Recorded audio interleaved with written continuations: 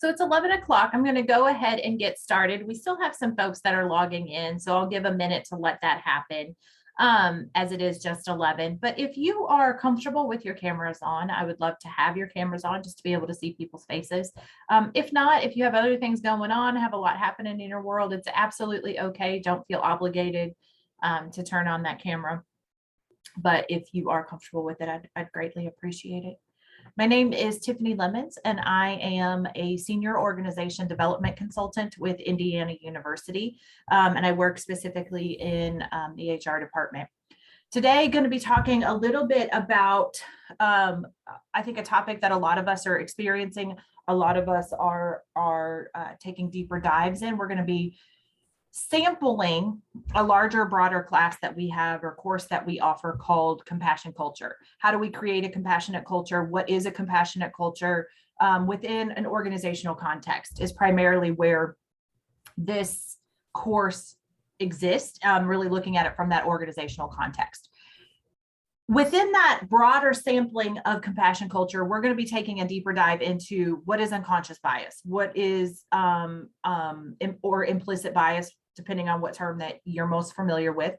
We're going to be diving into what is unconscious bias, and then what are some practices that we can engage in to be able to more effectively manage them.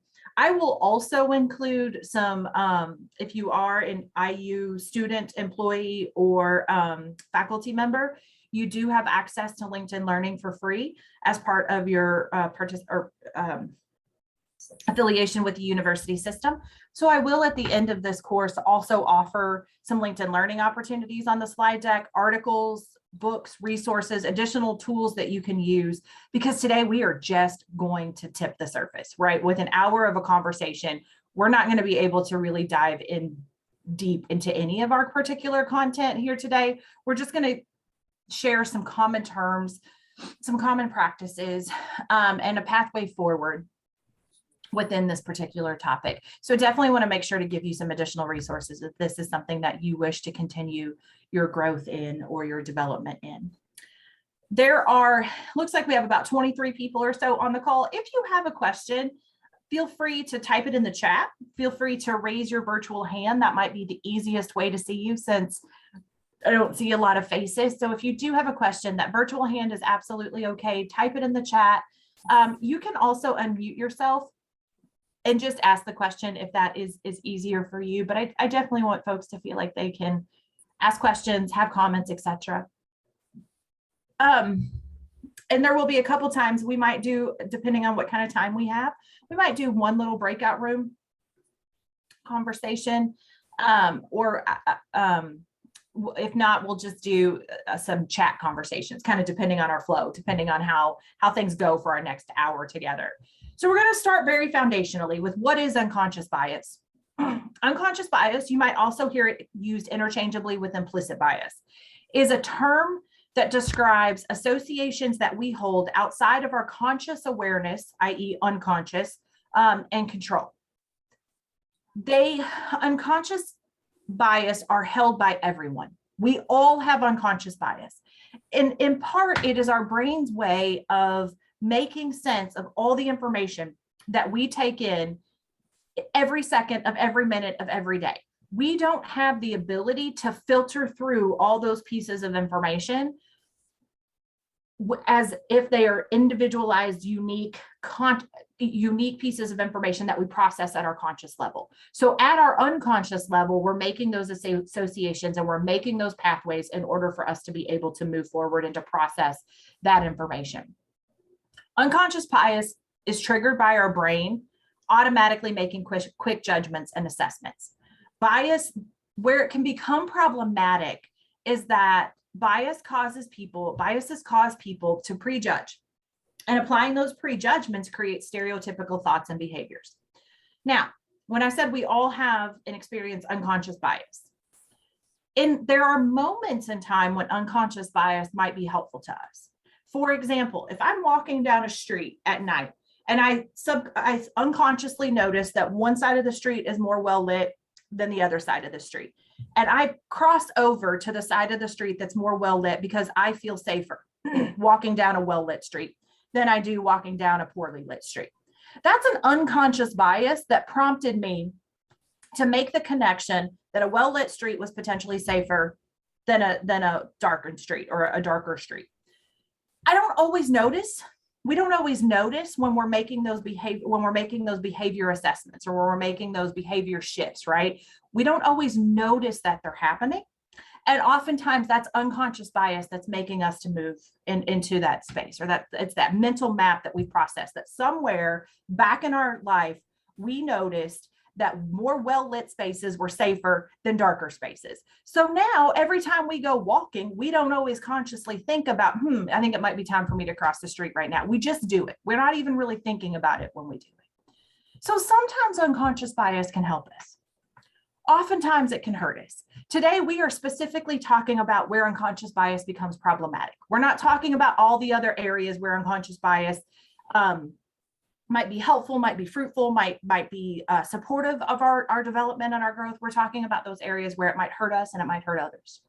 That's the intersection that we're going to talk about today. Specifically speaking, when we hold an unconscious bias, again, in that kind of negative space, we tend to lock into a position. The positions we hold, they become the positions that we hold about others that are influenced by past experiences, past learnings, past thoughts, past processes.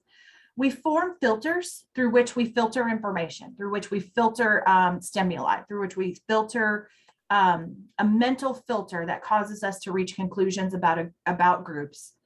And we reach that conclusion, and that conclusion then impacts our behaviors. What especially becomes difficult about unconscious bias is this is happening, A, without our conscious awareness, and B, so very quickly that we are acting before we're even aware of it. So what I want is I am not going to have you share this, but I want everybody to take just about a minute, and I want you to reflect on a moment in time when you have become aware of an unconscious bias that you've held. I'm not going to ask you to share this. I just want you to think, and some of you may not have had one yet. This might be the first time that you're really thinking about this. But I just want you to think of a time in your life where you have become aware of an unconscious bias that you had. And in your brain, I want you to think about how that happened. How did that awareness happen for you? So just about a minute to think about that and to hold it close as we proceed throughout our time together today.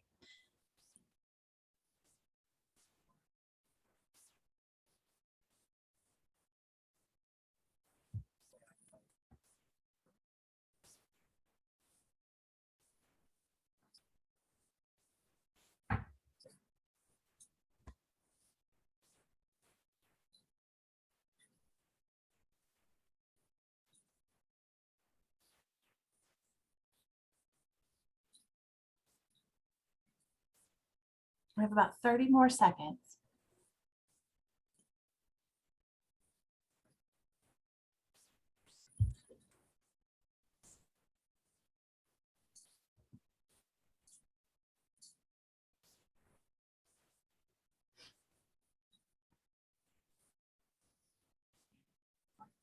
Okay, so hopefully you have a moment in mind that you can think of. And again, I'm not going to ask you to share this.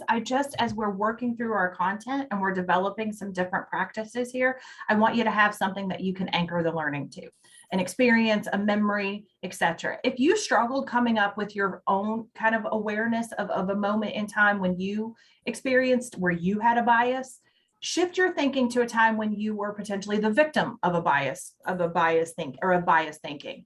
I'm going to give an example here of myself. When I first started working professionally, I advanced pretty quickly in my career and was in a leadership position within my mid-20s, was in supervising people by my mid-20s and had made a vice presidency level by my mid-30s.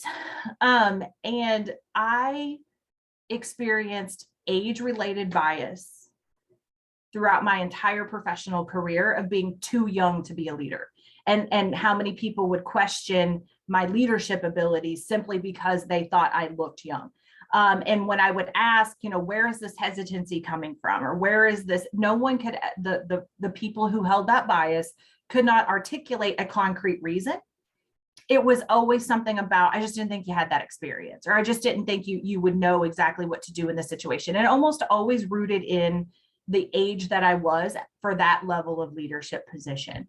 So that's an area where I have been on the receiving end of bias. So we also have had, all of us have probably had moments where we've been on the receiving end of bias, and also where we've potentially behaved from a place of bias. So just keeping those in your mind as we work forward through our time together. This is kind of from a neurobiological perspective or neural pathway perspective. These are why unconscious bias or implicit biases happen. We can only process so many pieces of information at any given moment in time. Specifically, we can only process, or we receive about 40 to 50 million or 40 to 50 pieces of information every second. We can only process 40 to 50 pieces of information every second. And yet we receive nearly 11 million pieces of information that can be unconsciously processed in our brain that are kind of coming at us. So our brain creates these shortcuts that help us make decisions. Those shortcuts are valuable, like we talked about earlier. They can be valuable. They can also lead to problematic behavior, problematic assumptions, problematic realities for us. So the question is then, what's really the problem? Why is this problematic? And it's because we are all guilty of sending negative micro messages to our colleagues at one time or another because of those biases that we hold. We are all part of the problem, which is why it's so big. There's 31 people on the call, and we have 31 opportunities for us to send negative micro behaviors as a result of the unconscious behavior or unconscious bias that we have. In fact, it's estimated that we send 2,000 to 4,000 micro messages every day. Now, those are not all going to be negative micro messages.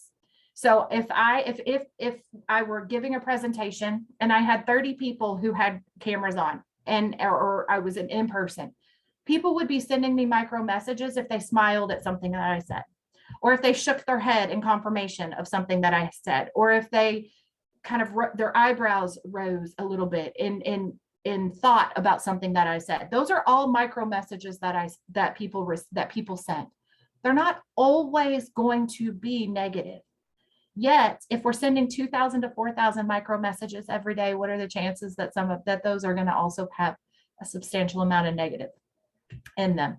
And if we're not aware of what we're conveying, if we're not aware of what we're doing, we really run the risk of harm, causing harm for people. So here's some things that we can do to check our bias. First, be more mindful. If you struggled to come up with a bias that you have, chances are you're not being mindful to the biases that you do have.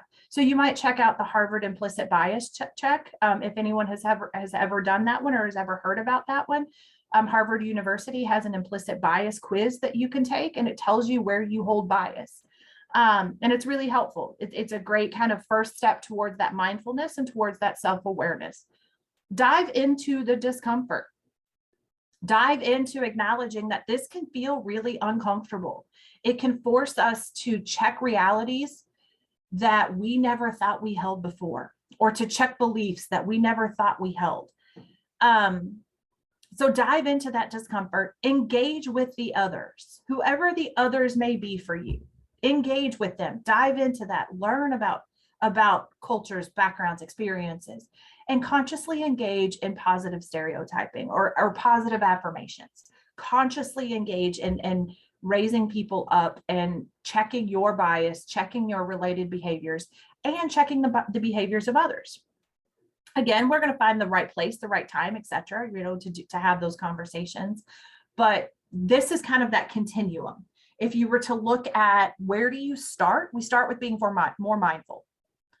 That's the far left of the continuum. That's the easy internal self-awareness piece.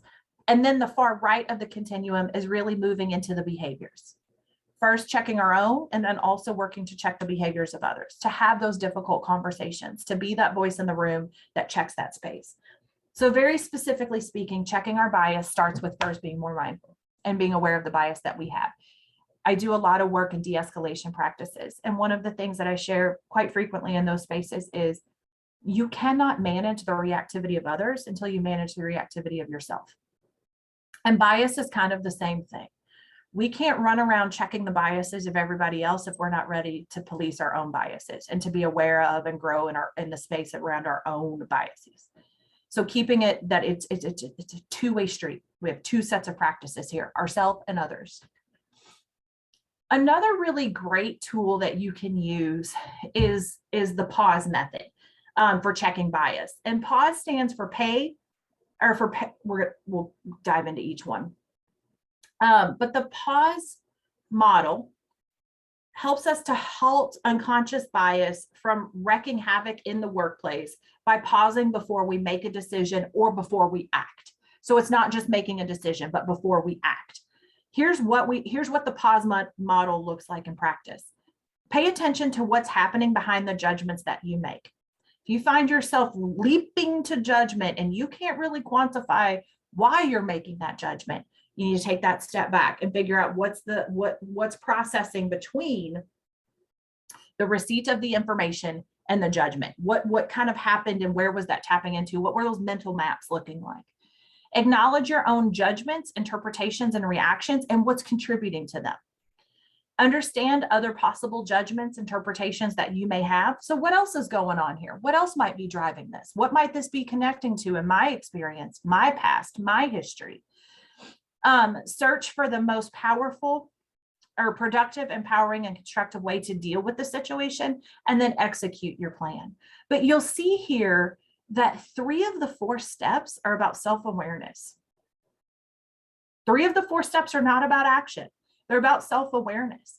They're about reflecting on and taking that moment. It's about going back to that mindfulness, taking that moment to say, what's going on here?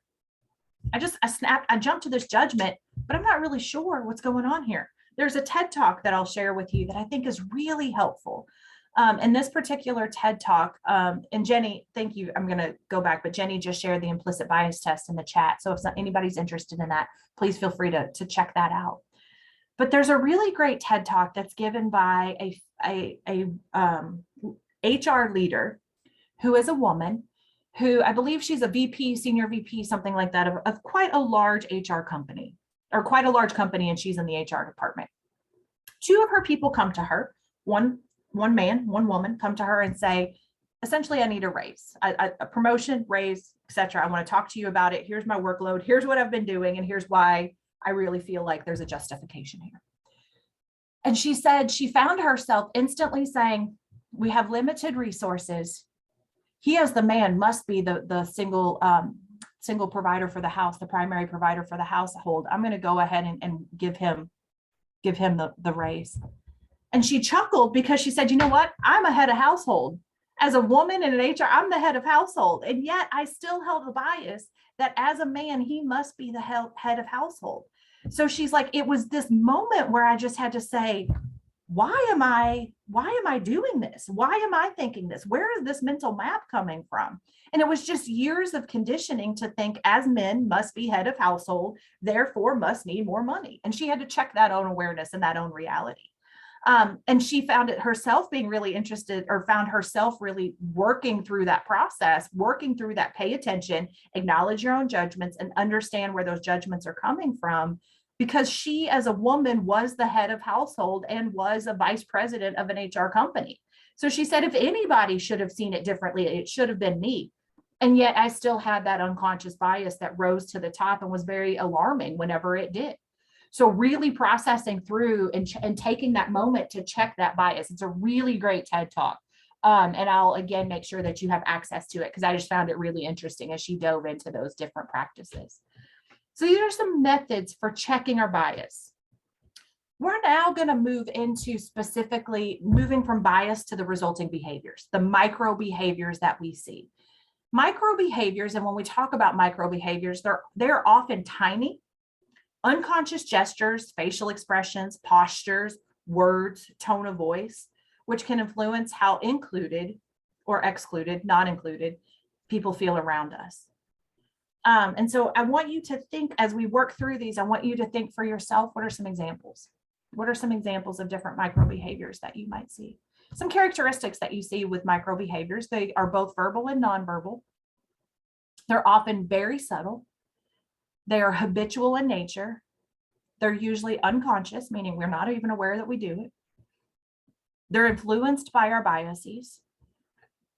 And they are both positive in terms of microaffirmations, and they are negative in terms of micro-inequities and microaggressions. So similar to bias, right? We have potentially positive bias and negative bias. And then with micro-behaviors, we have microaffirmations and then micro-inequities and aggressions. So we're going to talk about all of these, though, specifically. Looking at micro-inequities, they are, and we kind of keeping in mind the concept of a micro-behavior, thinking about what a micro-inequity looks like.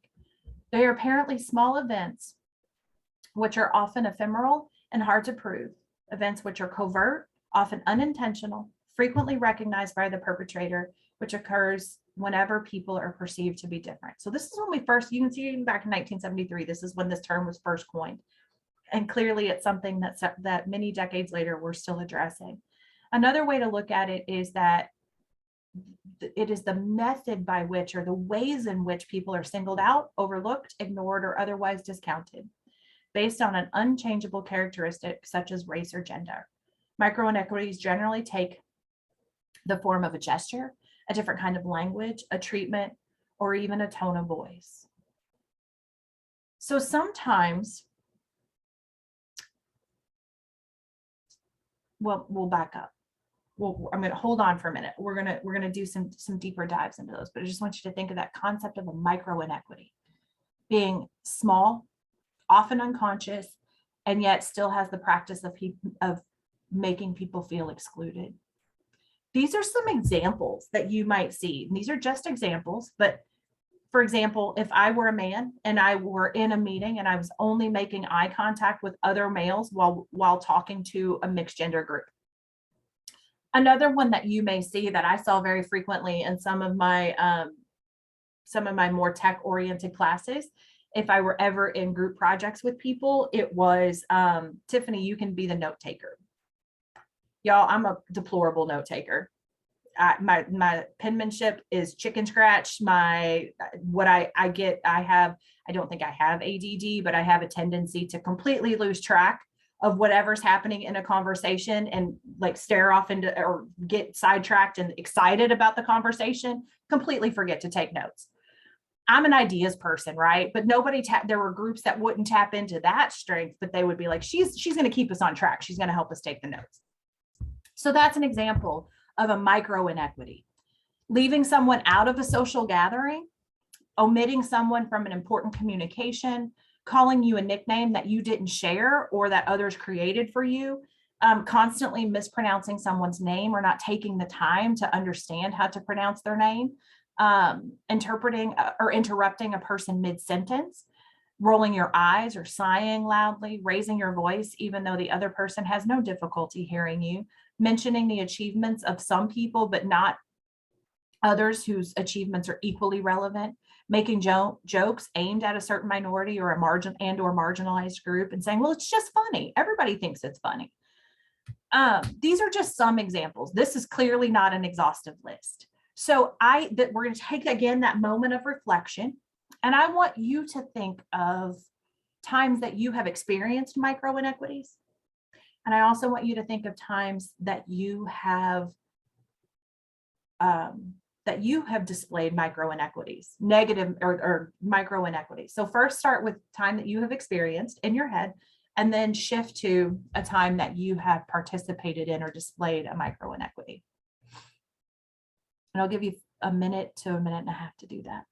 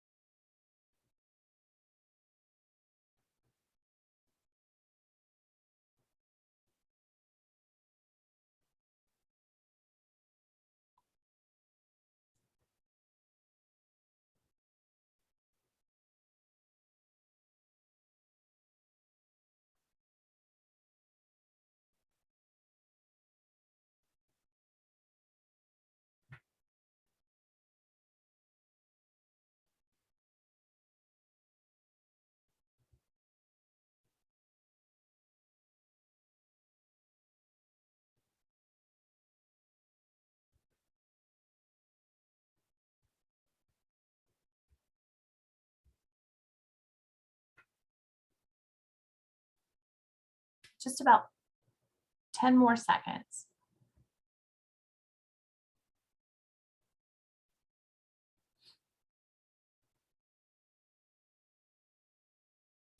So what I'm going to do now is we're going to do a breakout room. And in this breakout room, I just want you to talk about not the micro inequities that you have experienced or necessarily had yourself, but within your either academic sphere of influence, your professional sphere of influence, what are some of the micro inequities that show up frequently within your space? It doesn't necessarily have to be those that you yourself have experienced and or participated in, but what are some of the ones that you have seen play out within your space? And we're just going to do 3 or 4 minutes in there. And then when we come back, if you're comfortable verbally sharing, I'd love to have you verbally share. If you're not verbally, if you don't want to share verbally, then just throwing those in the chat. But some of the micro inequities that you see in your daily space or in your professional space or academic space. And we're going to give, I'm just going to put 4 to 5 people in a room. And like I said, only about 3 minutes, 3 to 4 minutes, just share those out. You should have your invitations now.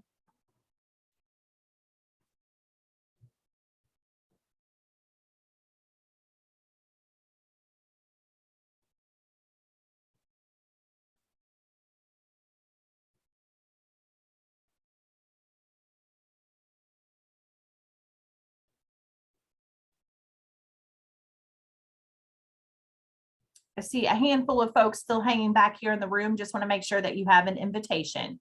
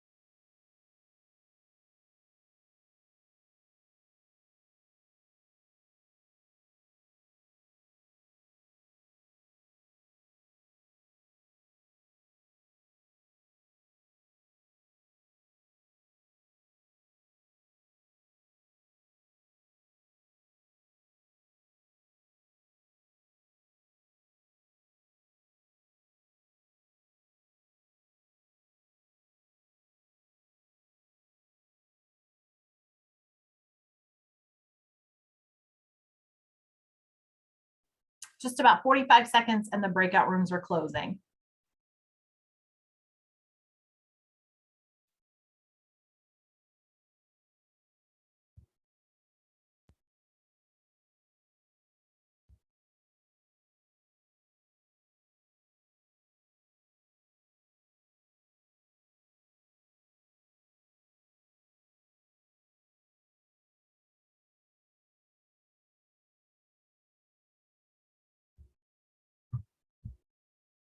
Just 11 more seconds.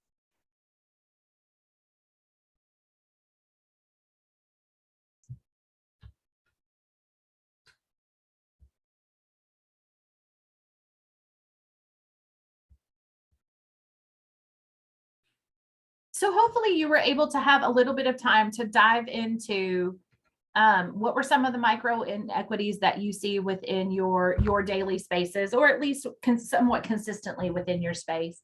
If you are comfortable sharing, I would love to have either you can type in the chat or you can unmute and share some of the ones that you've seen or experienced or have heard about within your professional or academic spaces. And I'll give it just a couple minutes to see if anyone shares or if there's a chat.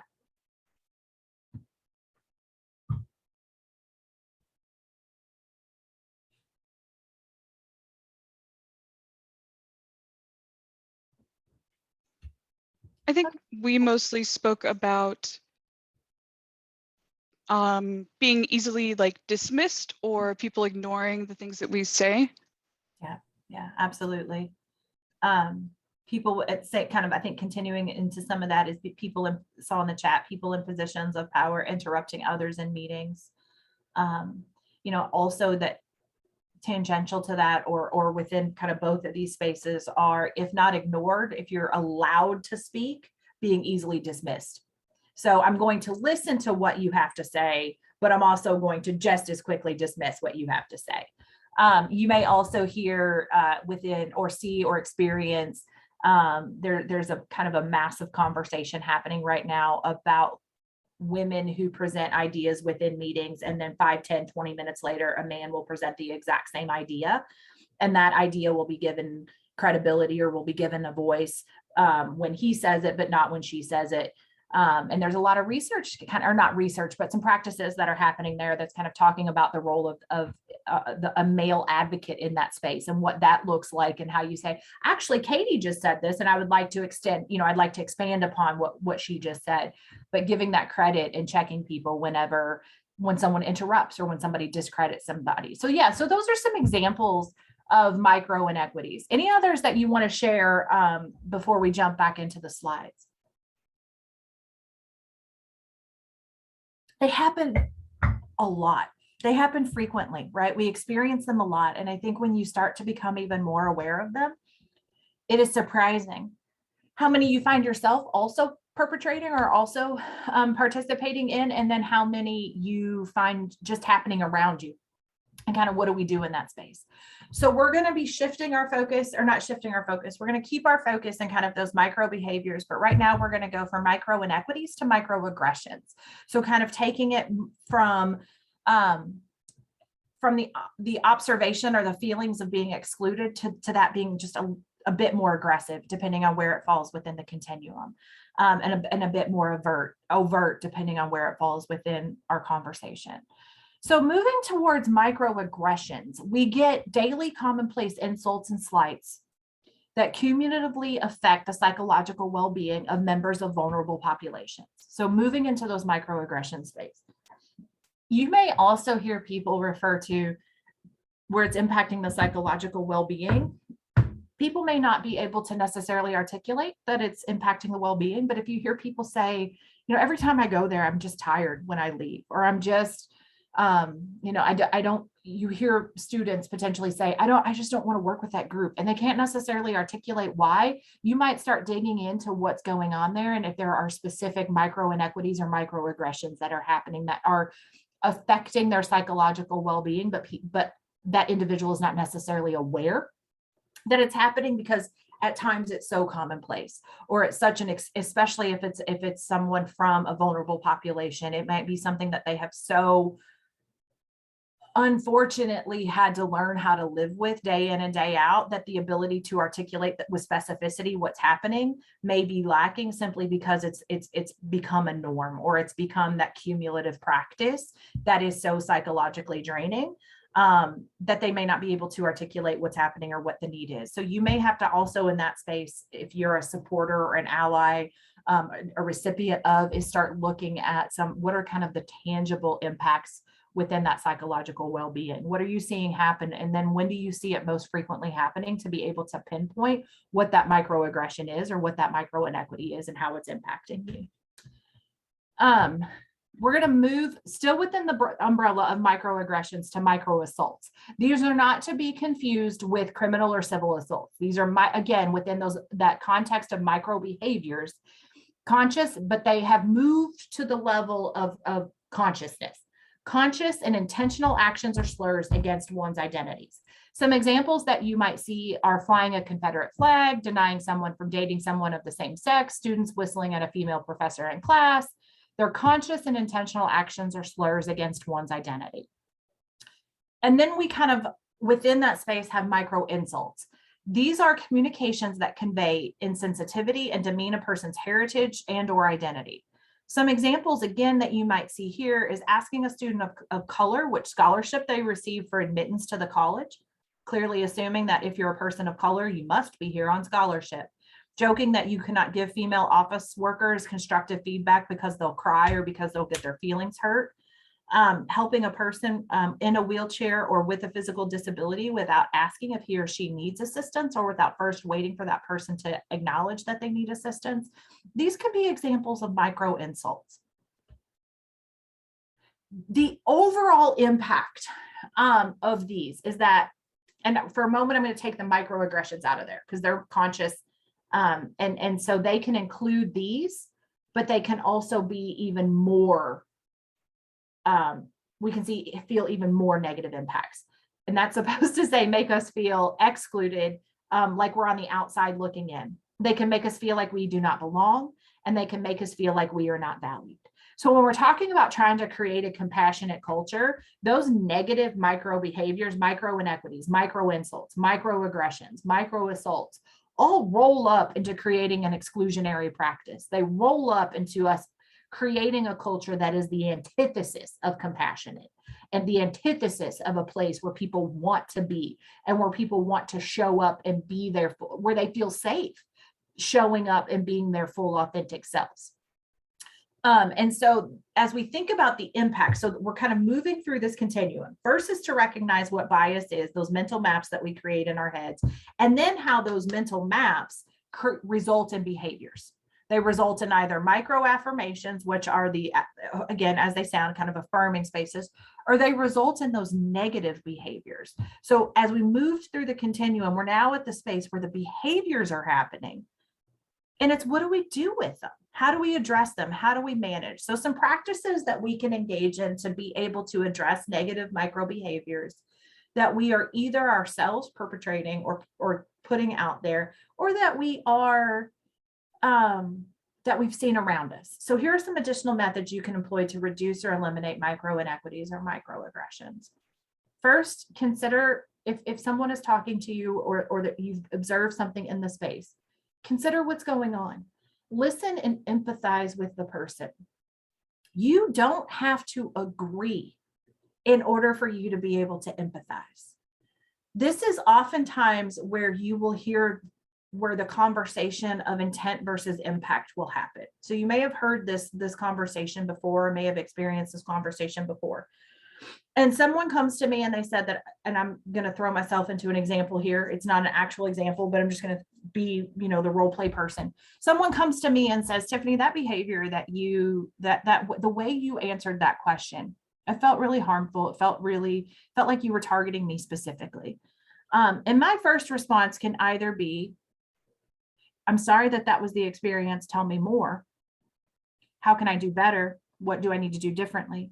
Or it can be, that was not my intent, that's not my intent, and therefore you didn't feel that way, right? We can come in and say, well, I didn't mean for that to happen. And what that does when we respond with that is we are saying it's about us, and it's not. And B, we're also saying, well, if I didn't intend to make you feel that way, and so therefore you really can't feel that way. Your feelings aren't valid. Here's the deal with feelings. We all have the right to have them. They are what they are. They pop up the way they pop up, and it's no one's responsibility to tell you whether or not your feeling is the right feeling or not. If you felt pain from it, you felt pain, and we need to have that conversation. That doesn't mean that I intentionally set out to harm you. It does mean that whatever I did or said or the look on my face caused you to feel pain, caused you to feel harm. So I need to sit with that for a moment and learn from that. I need to sit with that for a moment and grow from that. I need to listen to you. I need to empathize with you. Something about empathy that I think is really important is, in order to empathize with someone's experience, you must be willing to believe them as they see it and not how you imagine their experiences to be. You have to dig into how they see it. And empathy can be really hard to express. Oftentimes with empathy, people will focus so ardently on the words to say, when it really is just about giving the person the space. Giving the person the space to feel what they feel, to experience what they experience, and for you to not try to talk them out of that experience or to provide advice. Often it's just about holding the space. And sometimes holding the space is silence. Sometimes it is acknowledging your contributions to it, even if you didn't intentionally contribute. And something I will say with empathy as well, be really conscious of the use of the word but when you are engaging in empathetic conversations. Example, I'm sorry you feel that way, but that wasn't my intent. What the word but does in this particular experience is it negates everything that came from it before it. You are in fact not saying that you're sorry. You are just using the phrasing I'm sorry to get to the justification that you didn't mean to cause harm or that you didn't mean to do that. So just be really aware of it. The word but in empathetic phrasing oftentimes blows up the bridge between what you're trying to the kind of empathetic phrasing and the justification. It blows that up. Instead, just separate them out. Use and have a different conversation, or leave the part that's coming after the but alone, because you're trying to problem solve when really empathy is the only thing that needs to be happening right now. You don't always need to problem solve when you're engaging in empathy. Those things can happen at separate junctures. Show respect. Show regard and respect to all races, religion, cultures, ages, and value the talents that each person brings. So as you're learning, as you're growing, as you're acknowledging, as you're participating, just demonstrating respect and care is oftentimes going to go a long way. And learn to be open to information about different cultures, customs, etc. Kind of in that learning space, take classes like these, work on content around cultural intelligence, be aware of what's happening, work to modify your behavior. If at the beginning of learning is the self-awareness piece. At the beginning of learning is self-awareness so that you can then manage behaviors. We can't manage behaviors if we don't understand why those behaviors are happening. So we first have to look internally before we can look towards behavior management. We have to figure out why that behavior is happening. So figure out where you are in your development. Are you aware of your bias, but you struggle in managing? Then you need to be focusing your work on behavior management. If you're completely unaware of what biases you hold, when we did that exercise earlier in the session, and if you struggled to come up with a bias that you hold, then your development goals need to be around the self-awareness piece, paying attention to, and if you find yourself engaging in micro-inequities or negative microaggressions, take a step back after that moment and reflect, where did that come from? Why did I say that? Why did I look that way? Why did I have that facial expression? And working on that self-awareness piece before you can jump into the self-management piece. So you want to assess where you are and then customize your development accordingly. Some additional methods. Wait, if something happens, wait for a time to speak with the person alone. Something happens to you, wait for a time to speak with the person alone, share your feelings, listen to the response, assume they were being honest, and if the conversation was fruitful and helpful, being gracious in that conversation. These are also going to work if you were the perpetrator. I don't necessarily like that word, but if you were the one that was engaging in the micro inequities, many of these practices will also work. And kind of our last area of focus is kind of a way to address negative micro behaviors is working to demonstrate care. A broader context of compassion culture is demonstrating care.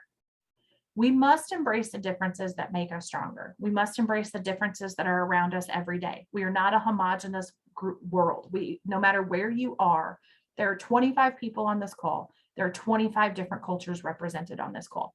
Our ages, our organizations, our technical backgrounds, our academic backgrounds, our genders, our races, our ethnicities, our religious backgrounds, what area of the world we come from. I come from Southern Indiana, down around the Louisville area, and I live in the Central Indiana area now, and they are completely different cultures.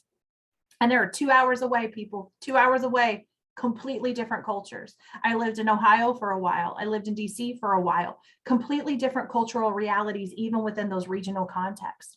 We bring a lot of different differences into the world, and even within our hobbies and our interests, we bring a lot of differences.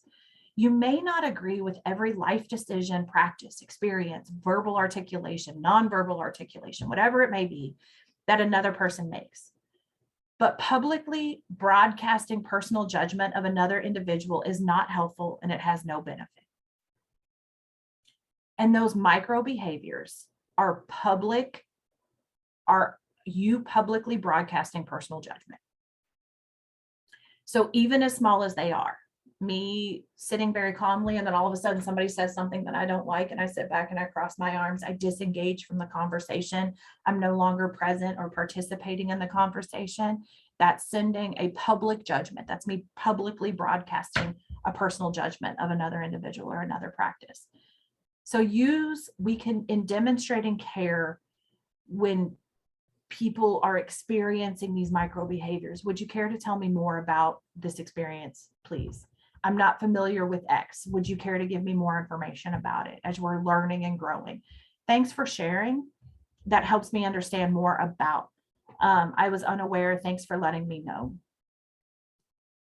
I am a person, so again, I'm going to pick on myself because I don't want to pick on other people. I am a person that whatever I'm thinking shows up on my face. From a wee tot, my dad would say, you should never play poker because you're going to lose, and you're going to lose horrifically, because every single thing I think or feel shows up in my face. If someone says to me, Tiffany, the facial expression you had today appeared very disrespectful, I was unaware. Thanks for letting me know. That, or would you care to tell me more about why it showed up as disrespectful? I didn't intend for that to be so, but I need to learn and I need to grow. Could you tell me more about that? Thank you for sharing. That helps me understand more about how you interpreted my facial expressions, or what feelings my facial expressions conveyed, and I appreciate that. So sometimes it's just being comfortable taking the feedback when someone says something to you. Sometimes it's about paying attention to, how does your face show up every day? Or how do your nonverbal communication practices show up every day? It is oftentimes easier for us to notice the microaggressions because they are typically overt. We typically see those. If somebody's flying a Confederate flag, I know how you feel about me. If someone is something like, I know how you feel about that space. But it's those micro inequities that we often are not at all aware of, and can have a lasting impact on how someone feels, whether or not somebody feels included or excluded from a space. So we are coming to an end with the slide deck. What I'd like to do is just to have a few moments of silence. And I want you to think of two things. First off is I want you to think of a development goal that you have around this content. You don't have to share it with me. You don't have to share it with anybody else, but I want everybody to walk away from here with one tangible, practical development goal. And by that, I don't mean I want to become better at unconscious bias. That's not tangible or practical. I want you to think of something. If that's your goal, then I want you to think of, over the next 3 months, I'm going to start to track when I make snap judgments, and then I'm gonna dig underneath of those and find out why. I'm gonna keep a record of those. That's a more tangible practice. So I want you to come up with a development goal, and then I want you to think about a commitment that you have from our content today. So first development goal, then a commitment, and I'm going to give 3 minutes of silence just to be able to start that brainstorming. So a commitment that you're going to walk away with, and a development goal that you're going to adhere to for at least the next month or so in this work.